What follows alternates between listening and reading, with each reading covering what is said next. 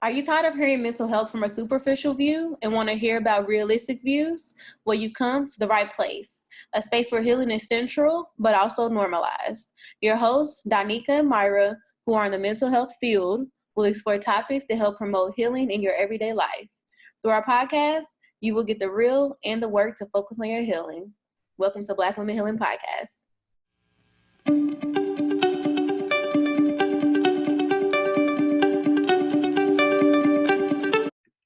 Hey y'all, we're back with another episode. Today we have, you want to say your name? Because I always butcher your name. I'm going to let you say your name. Aisha. Aisha. And first, before we even introduce you, we're going to start off with a random scenario. Okay. Okay, so Danica, you want to take it over? She's like, okay. No. So, I know, I'm sorry. Can you pronounce your name again? Because I most definitely don't want to get it wrong either. Aisha. Anything in the neighborhood, though. No, we're going to get these names right today. All right. So, Aisha. Yes. I love that. That's very unique. I like that. Okay. So, we start off with a random scenario, and it's literally random. So, I'm on the spot. And so, let me think of something. Random scenario.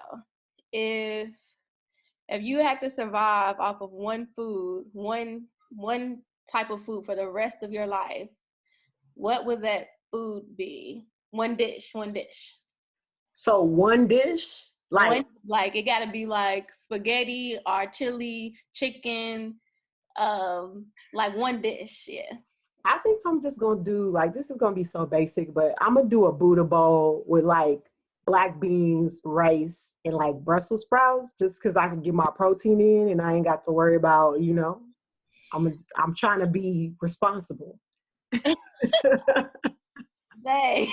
That's a good one. That is smart too, talking about you guys, because if you got the bowl, like you said, you got your protein, you got your vegetables, you got everything. That is smart. That's my go-to, like when I'm trying to be good. I always get like some rice, some black beans, Brussels sprouts, and if I'm being fancy, a little sweet potato. Ooh. Where you get this from? I just be making it home. My cousin got me into that. Nice. Okay, y'all. So Aisha is our guest today, as y'all have heard, and she is a public relations and media professional. From blogging to vlogging to copywriting, copy editing, podcasting, live broadcasting. I mean, she does it all. She has tons of experience. As a freelancer consultant, Aisha help smaller businesses, entities create better content online. Murphy for Hire New Media Consulting Services has helped small businesses, small nonprofits, and micro-influencers develop and optimize their social media operations through content strategy and social media strategy. And she's looking for new clients also, aren't you? After the holidays, but yeah, I'll be looking for after the holidays. So Aisha has helped to launch countless live video series, Instagram TV series, Facebook audio series, YouTube channels, podcasts, vodcasts, blogs, and businesses online. And she is currently working in public affairs with the government. Right. I know. Don't make it sound so ominous. It's not. The government. Right. So let's go ahead and dive in and talk about how you found your passion in social media and digital marketing. Well, I would say that a career in social media found me. A career in public relations found me because I'm a really roundabout person. So I found this career in no other fashion. So I am the kind of, I don't want to be negative, but some people might say a master of none, I do a lot of different things, and I always have been interested in a lot of different things. So I started with a part-time career in journalism as a freelance journalist while I was still a college student. I was working on my undergrad degree, and I had all these jobs working at bars and stuff at night. And then I would write in between, trying to find any way, as someone living on my own, y'all know what it is, being on your own as a student, trying to make money any way that I can. Mm-hmm. And so I worked with the Miami Examiner. It's no longer in publication. It was an internet-based website. And I would go to live concerts, mostly in dance hall and reggae scene. So I would write about those experiences. And then I graduated and I thought, oh, the clouds are going to open up and, you know, God is going to put this fancy job in my lap and I'm going to be balling. Like, I'm just going to be, you know, I thought the heavens would part and my day would come, but I actually graduated. I took a little longer to graduate.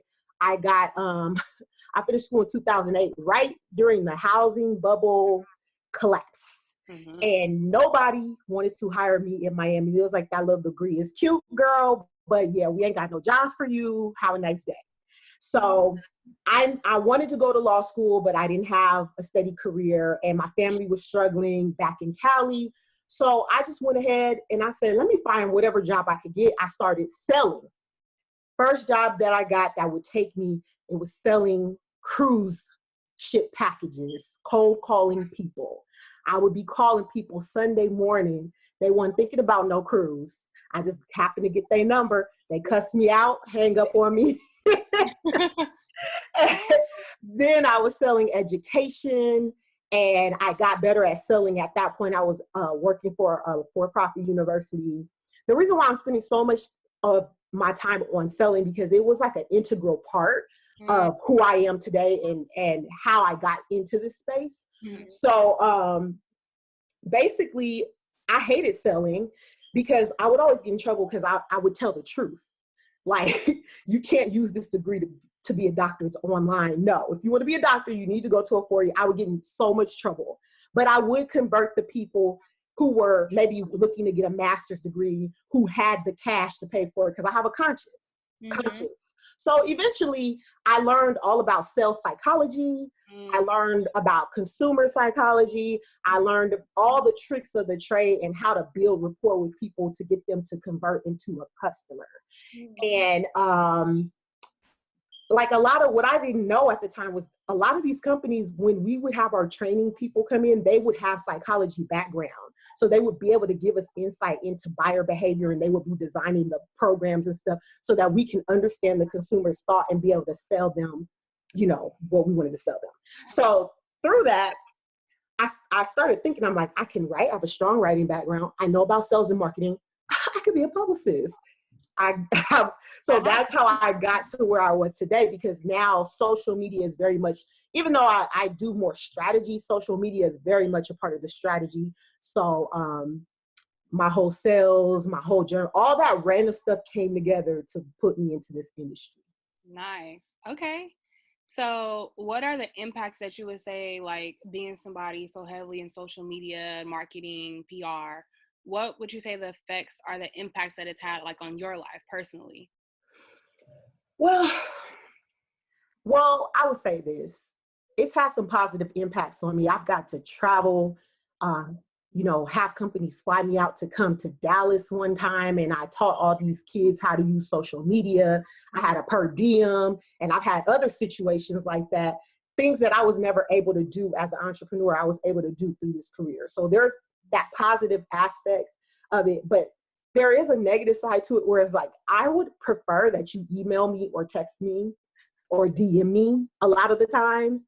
There's like a few people that are on that VIP list that I really don't care if they call me, and it's very few. So face-to-face human interaction, like impromptu, I have to be primed for it.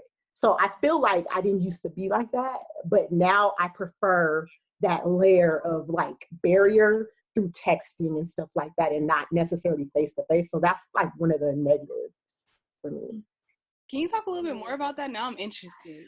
Well, I would just say it's like, sometimes I feel, you know, if you're texting me, I type really fast, right?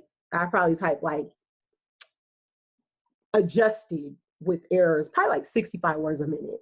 So I can just type you something real quick, then I could be over here cooking, then I can jump over here and, you know, read an email or two. I can't do that if I have to like talk to you in front of you. I have to like be present, which I should be present. It's important. But I'm always trying to do 50 things at once. And so it doesn't afford me that luxury to multitask.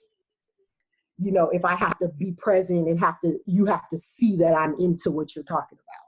So sounds crazy, but it's true.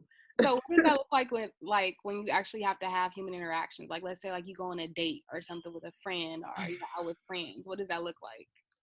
Well, like when I'm out with friends and stuff, it depends on the group of friends. Cause I have like my friends who they work in the media space. So we all have moments where we're all on our phones and we're all doing our media stuff and then we'll stop and we'll say, okay, now we're going to sit here and talk for a little bit. And then 20 minutes later, we'll go back to, we kind of go in waves.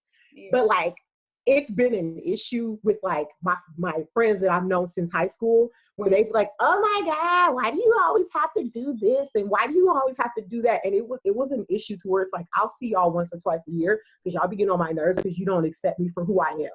Like I accept you and all your whining and stuff, but you're mad at me because I take 50 million pictures. Like, get with the wave. Right. Right. This is so true.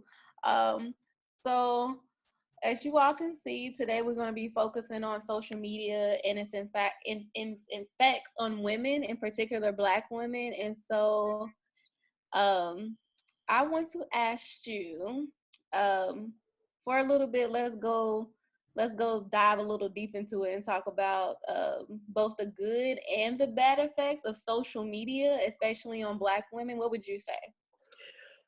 Okay, so there's a lot of the way I look at social media, it's a very powerful tool and it's a gift and it's also a curse. Mm-hmm. Everything that's bad about it, there's also, that same amount of things that's also good about it.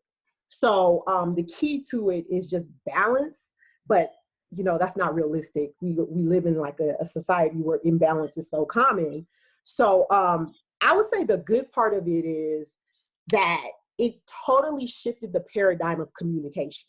Mm-hmm. So, I mean, as therapists, as people who communicate, who listen for a living, you guys know about the two-way communication model and all that communication theory and all that stuff from back in the day? Or? Can you clarify for us? Well, okay. So, the traditional communication model was that you have a sender who sends a coded message to a receiver who decodes the message, and then they give feedback. If the communication is effective, they're listening, they receive the message, they're able to decode if the message is clear, and that's what effective communication is. But then you have all this extra stuff that comes into play that makes it really hard to communicate effectively. So if we're still on that two-way model, then you've got noise. And that could be in real life, outside of this analogy, it could be competition. You got a whole bunch of people shouting the same message as you. That's blocking the receiver from hearing what you're trying to say. Right. You've got barriers to entry. So you've got miscommunications. You've got gatekeepers. Let's say you're trying to pitch somebody to get them to sponsor this podcast. Well, maybe they have a secretary. She doesn't like the way your voice sounds. She doesn't like the color you have on. You remind her of the girl who stole her boyfriend or whatever. And she's like, my boss is not available. She's not available.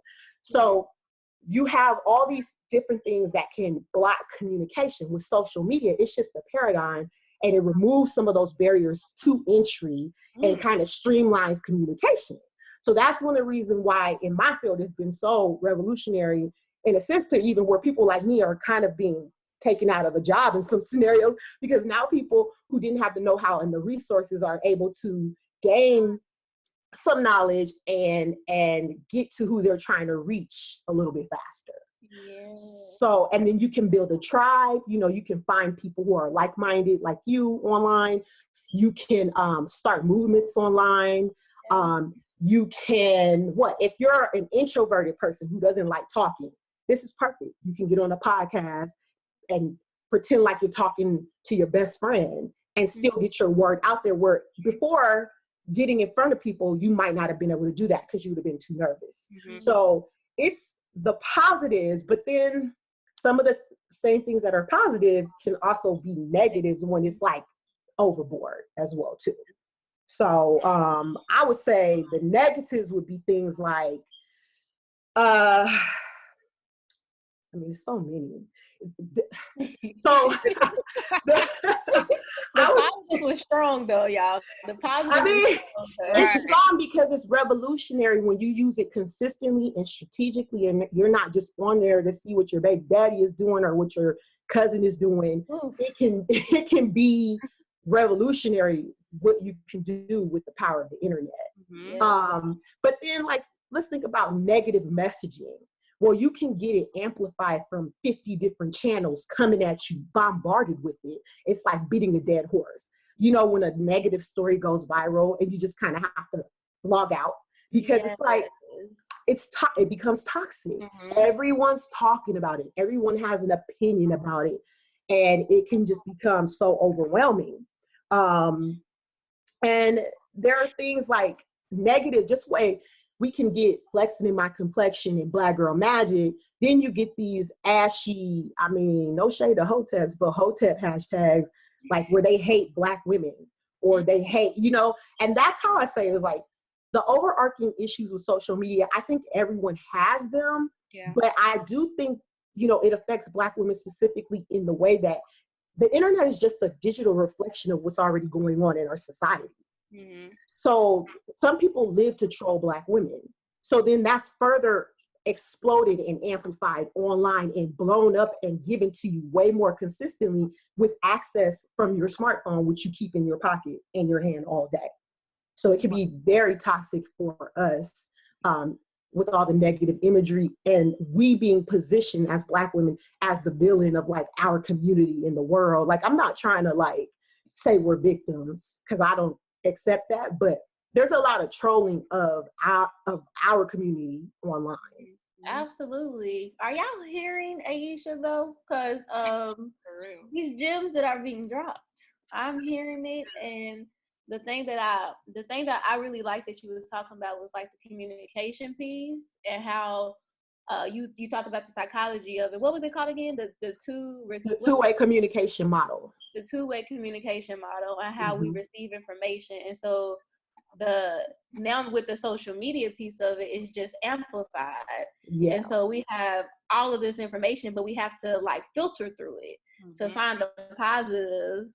And then also how you talk about what's happening online, them trolling black women and, you know, the disrespect and all of that. It's happening already in real life. It's just now it's online too. And then we have no choice but to address it or to look at it. It's everywhere we go. It's in not just online, but even in the media, the movies that we watch. You know, some of our favorite comedians and stuff, they do sketches where they, you know, dress up as black women and like get it how you live. Some of the stuff is funny to me. I get down with TT every now and then, but it's like they have to make fun of our femininity. They have to make fun of our mannerisms. And another thing that I would say too is like with certain tropes being like confirmed. So the strong black women trope, like we got to wear a cape all the time. Well, you might see this lady who she went, like for me, I know this girl who graduated from law school, she's got 3 kids. I couldn't go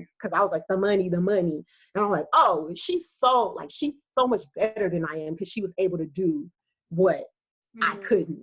You know, like there's certain things that it confirms, certain insecurities that it might confirm just like by comparing and the whole imposter syndrome and all of that stuff. So I do think that it impacts us.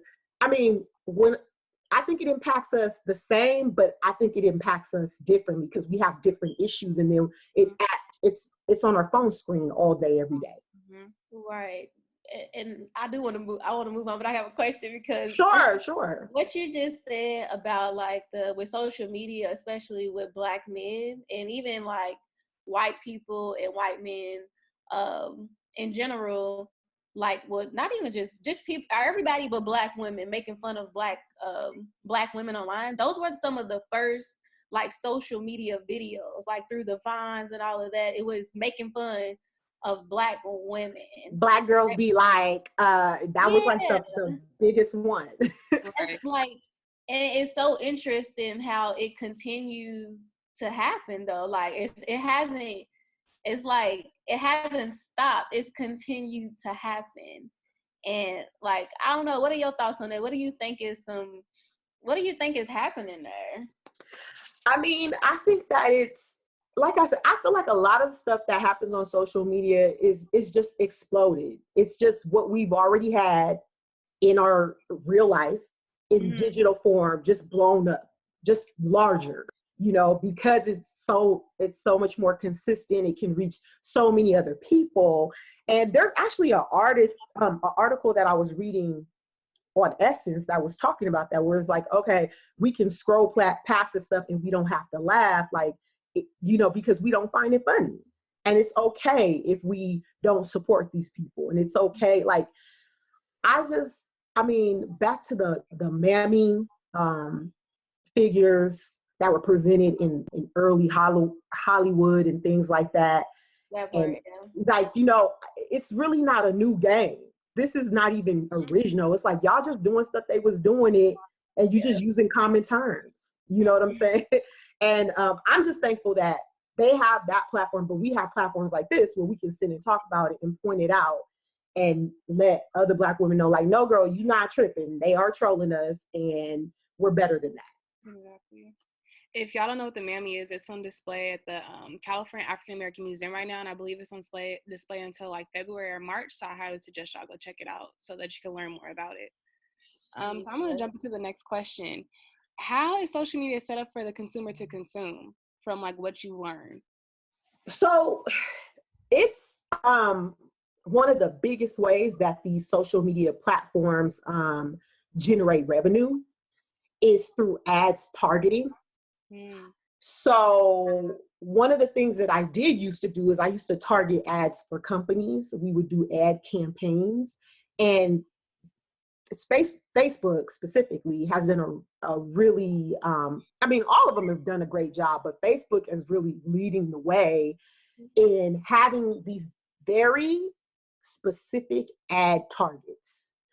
So I don't know, there's Facebook has been in trouble for like the last 5 years.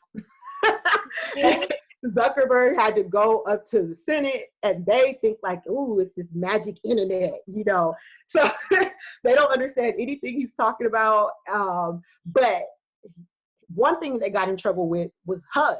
They got in trouble with HUD because people were able to go in there and with HUD, the housing agency, you're not allowed, it's supposed to be equal opportunity.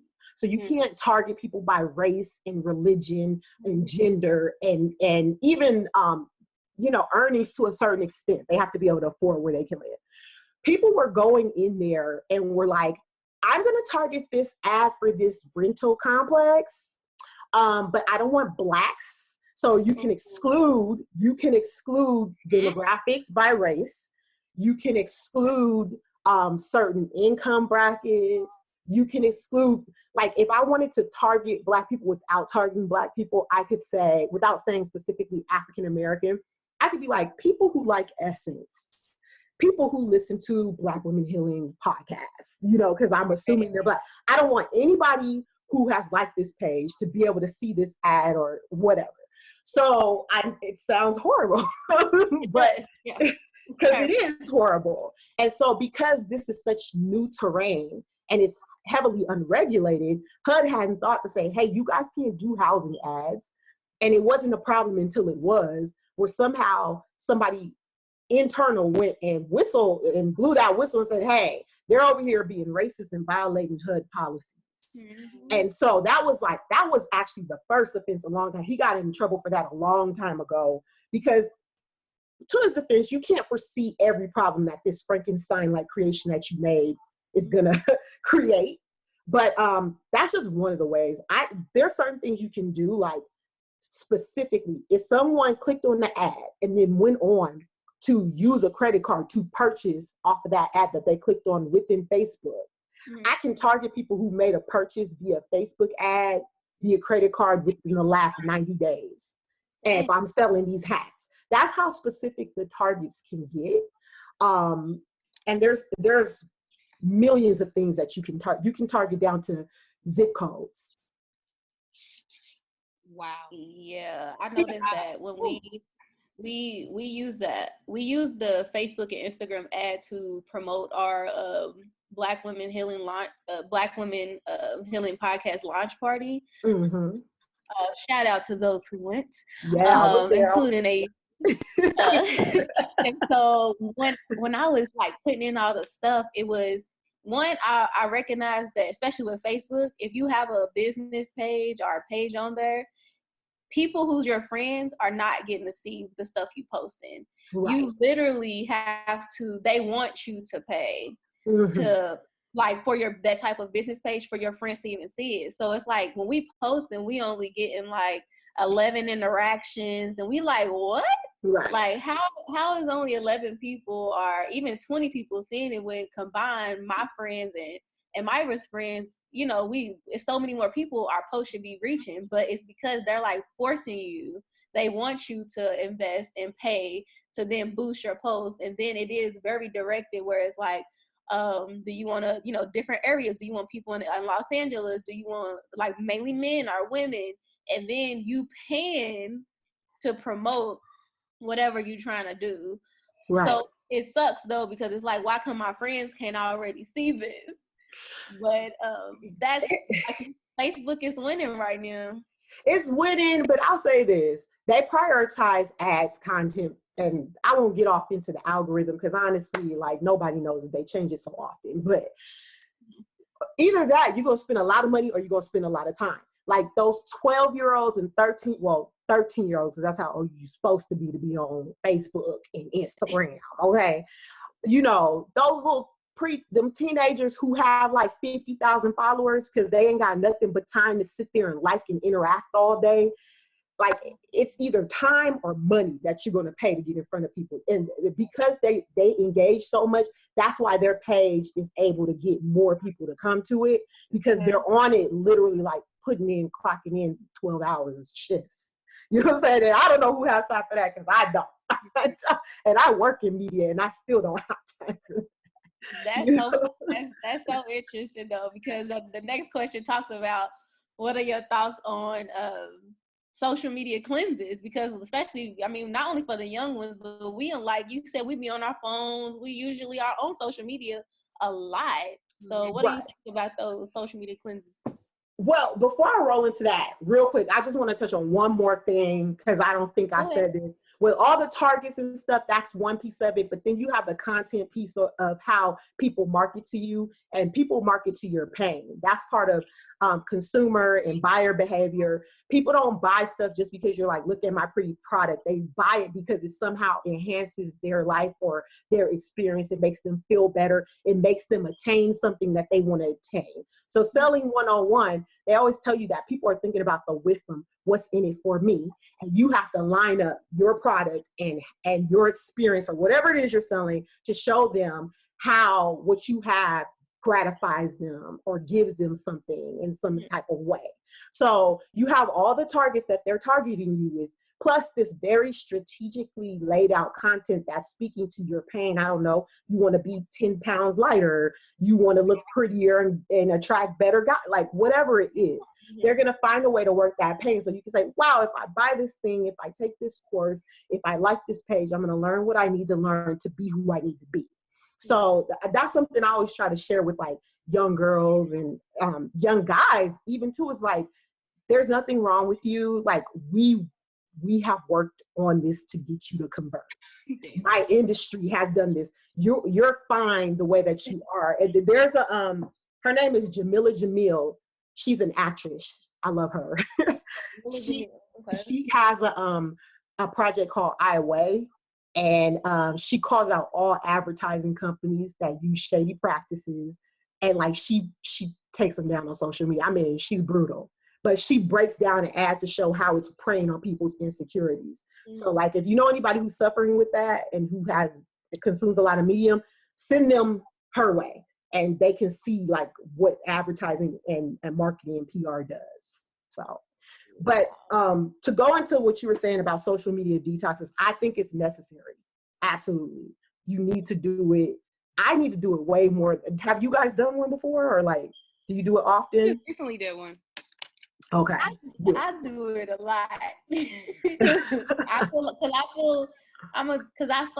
Once I notice myself starting to feel overwhelmed, just like you said, even if something I know, even like the Popeyes chicken sandwich, stuff like that, I'm like, I'm out. It's too much going on. I'm tired of seeing this. Or if I notice myself too invested in, say, like celebrity gossip or stuff like that, then I'm like, I'm out. It's just too much. I think the longest I probably did one maybe is like a month. I haven't did like the long 6 months and years that sometimes people do, because I find that usually after about 2 weeks or a month, I feel like, okay, I feel a little bit more at peace and balance of where I'm at. Right. So what about you? I mean, I don't do them as much as I should. For a long time, I used to tell myself I couldn't, because at one point I was working for like maybe 6 different clients. So I was always managing their stuff.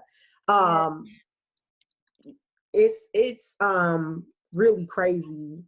But I recently committed to doing a cleanse. So I'll be doing one very, very soon. How often do you do them?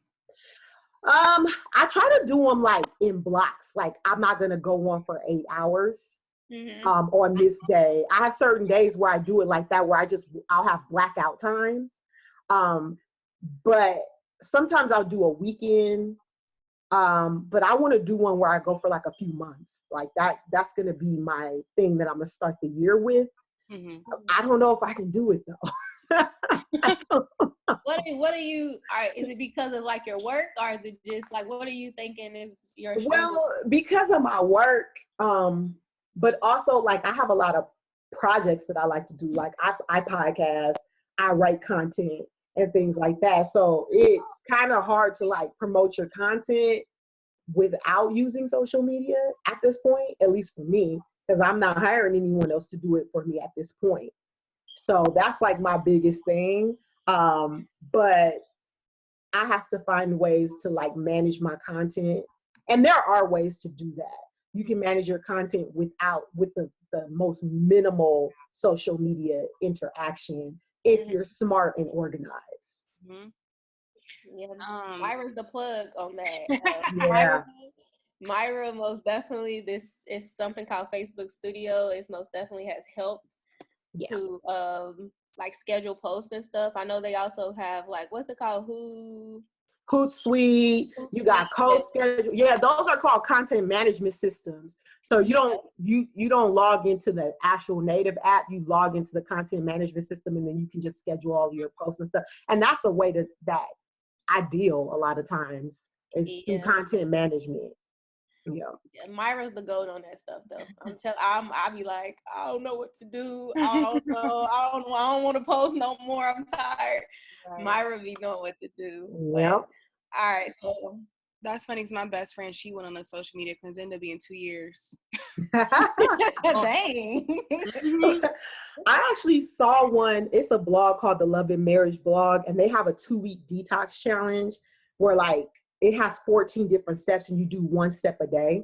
And I'll share it with y'all if you guys want to. Well, I have the list. It's like delete unused apps, turn off all push notifications, start leaving your phone in a separate room when you go to bed, follow people that aren't friends or don't interest you, limit all social media to 1 30-minute window, which I try to do. It doesn't always work. No checking your phone until all morning duties are complete. No phones during mealtime, no Instagram or Twitter all day. Put your phone away for 2 straight hours. No phone until after work or school. No Facebook all day. Go somewhere and leave your phone at home, which I don't know about that one. No social media all day. No phone for an entire day. So you don't do it. You do it one each day for 14 days. So if anybody wants to join me in that, let me know. That is hilarious. In a few words, can you tell us some ways that you protect your energy as a media and as a social media professional? Yeah, I would say first of all, I protect my energy by blocking people all day in my personal life, unfollowing, muting. I avoid the comment sections like most of the time. I unfollow the pages itself that I start to see they're pushing like a negative narrative consistently. I'll let that go. Content management, as we just talked about, that's one way. My keyboard warrior days and like fighting causes, because you're not going to change their mind anyway. Those days are over. But at work it's harder because like now at work, I don't specifically work with like Facebook and things like that. But now I consume a lot of media for the government. And I just remember this one project that I had this year. It was a really tough project. The content was very heavy. I was researching and writing about the content, and I was crying every day for 3 weeks because I had to look at this really heavy project for 3 whole entire weeks, crossing every I, dotting every T. And so I didn't have a choice to look away. So what I did is I tried to balance myself when I got home, like working out, doing things that made me feel happy, having conversations with people that made me feel happy, watching things that made me feel happy, and just shutting my phone off at a certain time and just choosing things that were a lot lighter since my days had to be so heavy. And it just, that balance helped me through that time. Okay. Wow. So our last question, our thing we want to do is ask you for a takeaway, whatever that might be. I don't know, Donika, did you have any questions before we start wrapping up? I mean, because we can go for days and days about this, but I feel like at least for me, what'd you say? Do a part 2. Yeah, we gonna most definitely need a part 2 because there's so much I want to dive into, especially with the how Black women are portrayed on social media. But I feel like the things that you've talked about have even given me just like a base of like how deep social media is with like the consuming piece of it, but also even the positives you talk about. I think a lot of times, especially for like me in my field, I be feeling like social media is so damaging to mental health, but like you said, there can be a lot of positives from it too. So yeah, I mean, her name was Avenue Super. She owns the Crown Case. Black Friday, she sold $1.3 million in a 60-minute time frame today. 26 of those dollars were mine. You know what I'm saying? So I'm just like, and I mean, I support her brand, and I remember her story times. I remember her funny little stories that she used to tell. Her videos used to always make me laugh. You know what I'm saying? And she went from running jokes on the internet to she's a business owner and entrepreneur. And it didn't happen overnight. It's not an overnight success story, but she leveraged the influence that she was able to create to create something, a legacy. I mean, that's generational. What, $1.3 million? My God. In 60 minutes? That's wild. Yeah. So it's a lot of, I always say the power of the internet. And I always say it's a gift and it's a curse. You know, I'm trying to use it in the gift way and not the curse way. Me too. Sure. Yeah. But okay, so takeaways. I know I listen to the pod, okay. I'm down. So I know it's supposed to be homework, right? We're supposed to do homework. Yep. So I'm gonna give like a 2-part homework assignment because I'm extra like that. So anybody listening, I want you to ask yourself some of these questions. So here are the questions that I'm going to share with you. Do you spend a lot of time thinking about social media or planning to use social media? Do you feel urges to use social media more and more? Do you use social media to forget about personal problems? Do you often try to reduce your use of social media without success? Do you become restless or troubled if you are unable to use social media? And do you use social media so much that it has had a negative impact on your job or your studies? So I got these questions off of Psychology Today when they were talking about signs that you might have a social media addiction, because there's whole entire rehab centers that are out there centered around social media addiction. Wow. I seen a documentary about this boy who was real popping on Instagram, and he walked away from all of it because he was so like, he was like, oh, we got to take this picture again because it's horrible. And like, he was just so invested in it. He had to go to a clinic and rehab for 6 months to detox, to fully get his desire for social media out of his system. So on Psychology Today, they said, if you answer yes to like a few of those, you know, you may want to do a detox. But they're like, if you answer yes to all of them and like, you know, you just want to start, don't call up the rehab center after this. Call up a clinician, call up a marriage and family therapist or someone, a professional that can help you figure all of this out. And then the second challenge is clean up your timeline.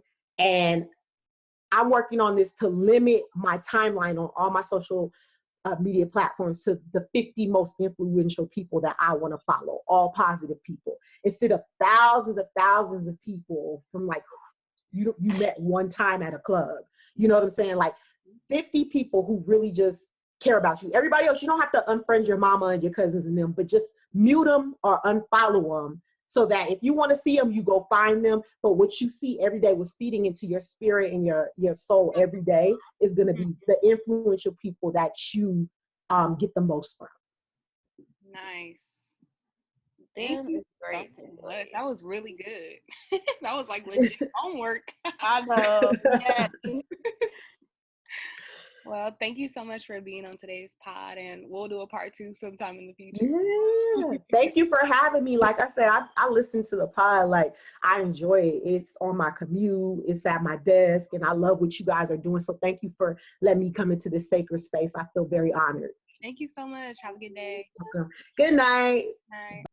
All right, y'all. So I actually have something to share on the book/movie side this week, which is plot twist. So in connection to our topic, there's an episode on Black Mirror. I don't remember what it's called.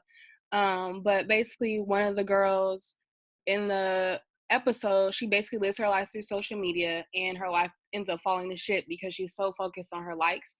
So I suggest y'all check out the new season of Black Mirror. That's one of the episodes. A lot of the episodes this season of Black Mirror are tied to technology in some type of way. So you'll still kind of get similar messages about the impacts of social media and the influences that it has. So if you have time, I suggest checking those out. And then there's actually another episode about this man who becomes obsessed with a guy who's in control of social media. So he kidnaps one of his workers to talk to this guy. So yeah, check out the episodes. All right. So why are you laughing at me? Because the stuff I hear about that show, I mean, I don't watch it. I never watched the show until this season. So anything before this season, I don't know what happened.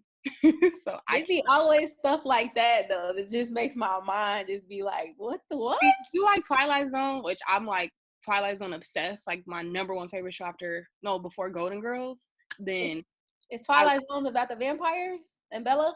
No, not at all. That's Twilight Zone is basically like things that could happen in the future that are like mind fucks. It's like Black Mirror, but it's the old version of it because it's like it's black and white. It's like super old. Yeah, so it talks about like influences of like how we try to be like people around us and things like that. All right, y'all. So then I also have a takeaway. You can Google it. It's June, June, Jordan, Jordanjay. And it's specifically a scholarship for Black women wanting to study abroad for the year of 2020. All you have to do is send them proof that you got accepted into a study abroad program, and you just have to tell them why. I don't even think you have to tell them why you deserve the money. You just have to show that you're Black and show that you're how you identify.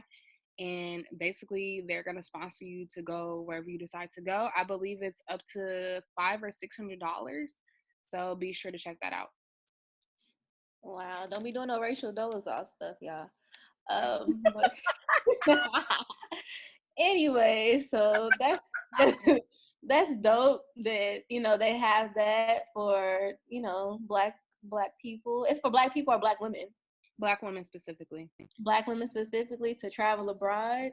That's dope. And so I have an event. So Black Women Healing Podcast next year. we are going to be traveling all across the United States, y'all. We're going to be doing Black Women's Healing Circle. It's about to be so lit when I tell you. I can't wait to do this powerful work and hold space with you all.